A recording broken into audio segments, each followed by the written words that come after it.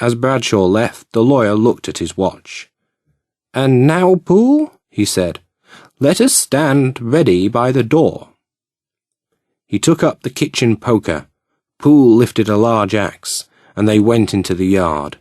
The clouds had closed over the moon, and it was now quite dark.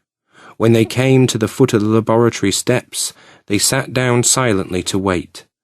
London hummed solemnly all around, but nearer at hand the stillness was only broken by the sound of a footfall moving to and fro beyond the door.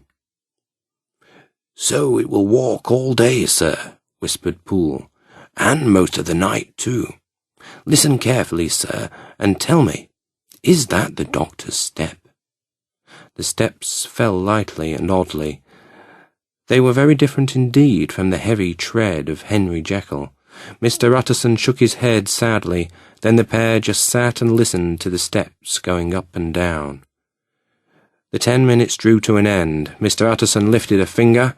Poole rose and set the candle upon a higher stair.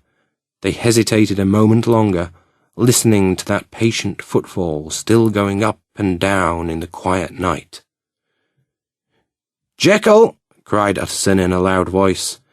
"I demand to see you." He paused, but there was no reply. "I must warn you that we are about to break in the door." "Utterson!" cried a voice. "For God's sake, have mercy!" "That's not Jekyll's voice, it's Hyde's," cried the lawyer. "Down with the door, Poole."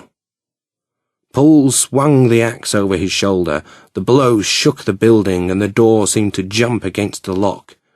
Inside there was a dismal scream, as of an animal in terror. 4 times the axe fell, but the wood was tough, and it was not until the 5th stroke that the lock broke away and the wreck of the door fell in upon the carpet.